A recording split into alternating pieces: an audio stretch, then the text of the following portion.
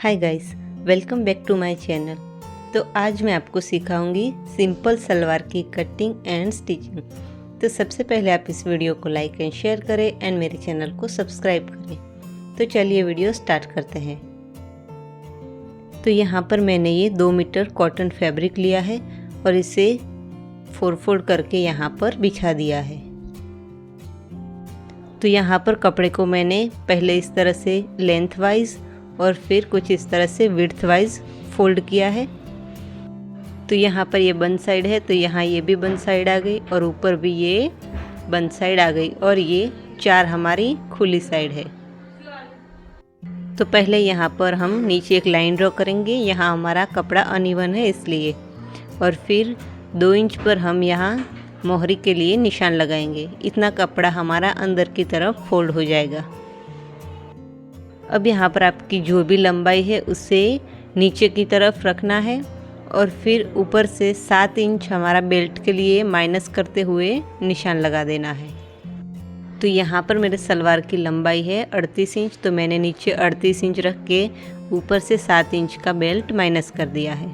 अब यहाँ पर आसन की लंबाई हमें रखनी है 16 इंच और इस तरह से हमें करीब 9.5 इंच जितना रखना है। ये सारे सलवार में आप 9 इंच या 8 इंच जितना रख सकते हैं। और यहाँ पर आसन की चौड़ाई रखनी है करीब 1.5 इंच और इस तरह से हमें लाइन ड्रॉ करके यहाँ पर गोलाई का शेप ड्रॉ कर लेना है। अब यहाँ से मोहरी की चौड़ाई रखनी है 7.5 इंच और 1 इंच हम प्लस करेंगे मार्जिन के लिए। तो 8.5 इंच पर निशान लगाना है और फिर ऊपर आसन से लेते हुए इसे कुछ इस तरह से तिरछी लाइन हमें ड्रॉ कर लेनी है।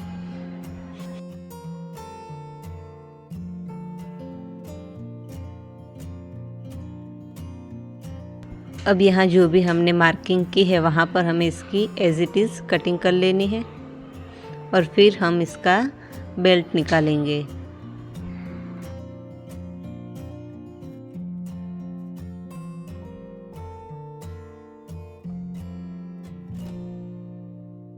तो अब यहाँ पर ये हमारा ट्रायंगल वाला पीस बचा है, उसमें से हम बेल्ट बनाएंगे। तो उसके लिए हमें इस कपड़े को इस तरह से उठाना है और फिर इस तरह से कुछ रखना है। तो जो लंबी साइड है वहाँ पर हमें छोटी साइड को मिलाना है। इस तरह से दोनों साइड रख के हमें इसे जॉइंट करके रेक्टेंगल जैसा शेप बना देना है। और ये सिलाई आपको जो तिरछी वाली साइड आती है और दोनों साइड को तिरछी साइड को ही मिलाते हुए हमें इस पर स्टिच करना है। जो सीधी साइड है उसे नहीं मिलाना है।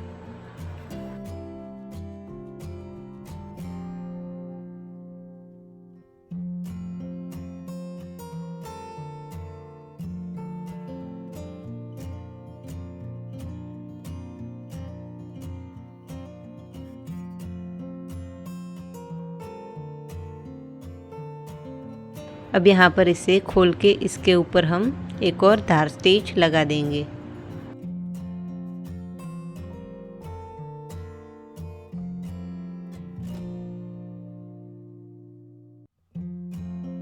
तो इस तरह से यहाँ पर मैंने दोनों पीस को रेडी कर लिया है।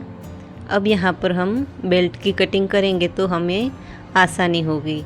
तो यहाँ पर मैंने दोनों बेल्ट्स को रख दिया है 4 फोल्ड करके और अब यहाँ पर हमें इसकी लंबाई का निशान लेना है जो है 11.5 इंच आ रहा है। तो यहाँ पर हिप की गोलाई है 40 इंच और उसमें मैंने करीब 5 इंच जितना ऐड किया है। आप चाहे तो 6 से 7 इंच जितना भी ज़्यादा ले सकते हैं। अब यहाँ पर इसकी चौड़ाई कुछ रखेंगे तो हम ऊपर की तरफ 1.5 इंच डोरी के लिए बनाएंगे। इतना कपड़ा हमारा अंदर की तरफ फोल्ड हो जाएगा और फिर 7 इंच की हमें बेल्ट चाहिए और आधा इंच मार्जिन के लिए। तो इस तरह से ये 9 इंच का आ रहा है। तो इसकी चौड़ाई हमें 9 इंच रख के इसे कट कर लेना है।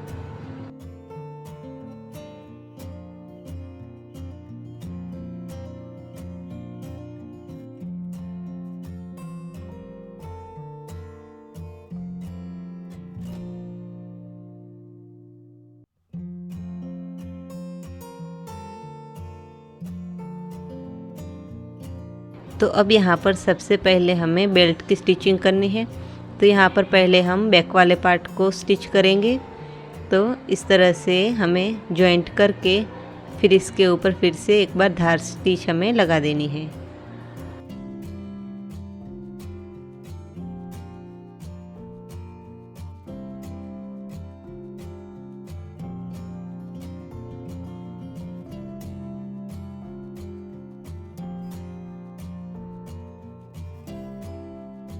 तो अब यहाँ पर फ्रंट पार्ट की स्टिचिंग करेंगे। तो उसके लिए इसकी चौड़ाई रखनी है 1.5 इंच और ऊपर से हमें 1.5 इंच जितना डोरी के लिए छोड़ना है और बीच में हमें 1 इंच जितनी गैप छोड़नी है।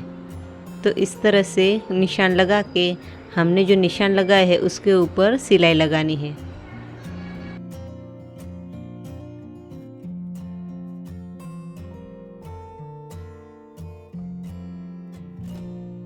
तो अब यहाँ पर सेंटर में हमने जो इतनी जगह रखी है वहाँ पर हमें स्टिच नहीं लगानी है और बाकी निशान पर स्टिच लगा देनी है।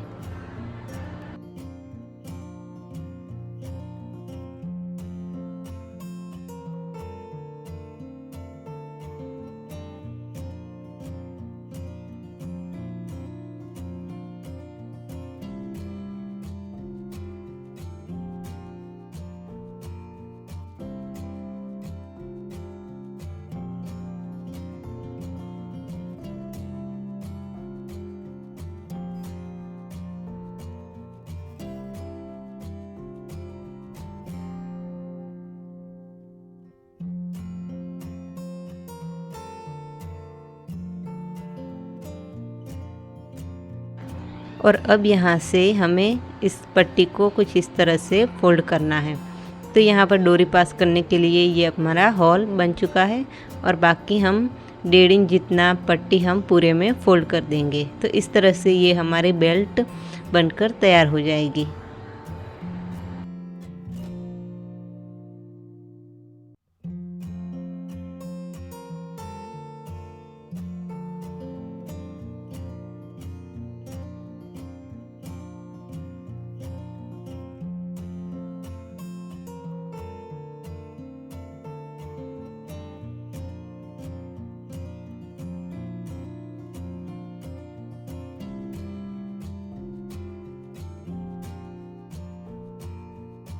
तो यहाँ पर ये बेल्ट बनकर तैयार हो चुका है। अब हम नीचे वाले घेर की स्टिचिंग करेंगे। तो उसके लिए इस तरह से घेर को आमने सामने रखते हुए इसे हमें आसन से जॉइंट कर लेना है। तो ये कुछ इस तरह से दिखेगा। तो अब यहाँ पर घेर को हमें 4 पार्ट में डिवाइड करना है। तो 2 आसन वाली साइड और दोनों साइड कॉर्नर पर हमें कट लगा देने हैं। सेम इसी तरह से बेल्ट को भी हमें 4 पार्ट में डिवाइड करना है।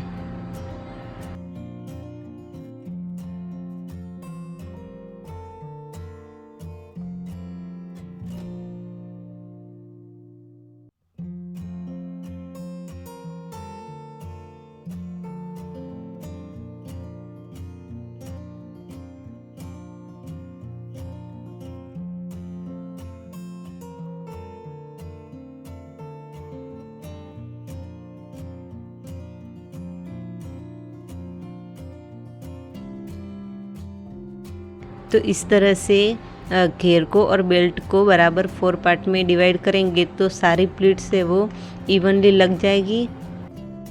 तो यहाँ पर ये बेल्ट का आगे वाला पार्ट है और उसके ऊपर हमें आसन वाला पार्ट है जो उसे रखना है। यहाँ पर दोनों को मिलाते हुए हमें इसके ऊपर प्लीट्स बनानी है और प्लीट्स तब तक बनानी है जब तक बेल्ट का और घेर का जो हमने कट लगाया था वो मिल न जाए तब तक। तो पहले यहाँ पर हम 3.5 इंच जितना स्ट्रेट स्टिच करेंगे और फिर यहाँ से हम प्लीट्स लगाना स्टार्ट कर देंगे।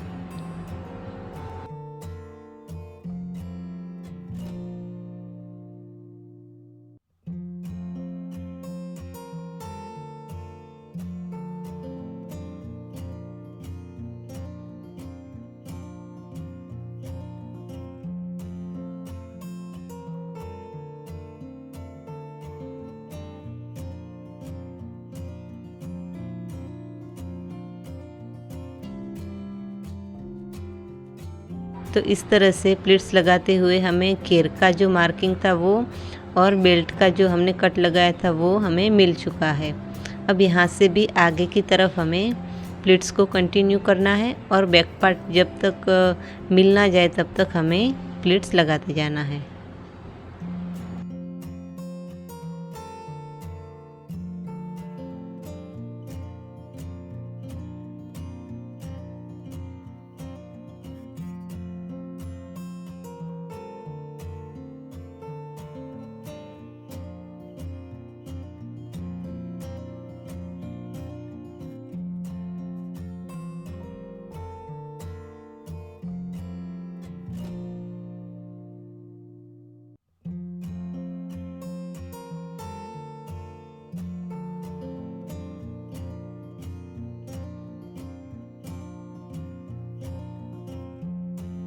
अब यहाँ से हमें बैक पार्ट मिल गया है।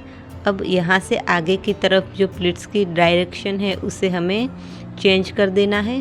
तो इसे हमें इस तरह से आगे की साइड प्लीट्स को ऐसे बनाना है। ऐसे करने से हम जब सलवार को सीधी साइड टर्न करेंगे तो दोनों प्लीट्स हमें आमने सामने वाली साइड को मिलेगी।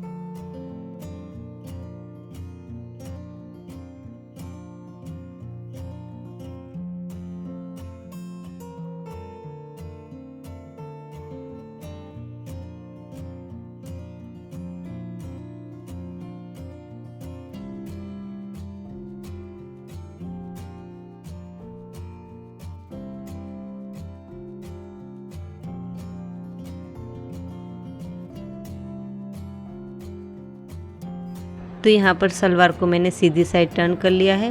तो आप प्लीट्स की डायरेक्शन देख सकते हो, दोनों आमने सामने वाली साइड पर आई है। अब यहाँ पर हमें बेल्ट के ऊपर धार स्टिच लगा देनी है।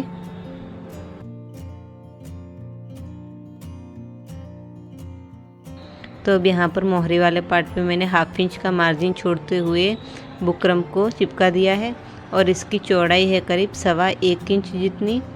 तो इसे अब हमें इस तरह से कपड़े को पहले फोल्ड करके फिर इस तरह से बुकरम को फोल्ड कर देना है और इसके ऊपर सिलाई लगा देनी है।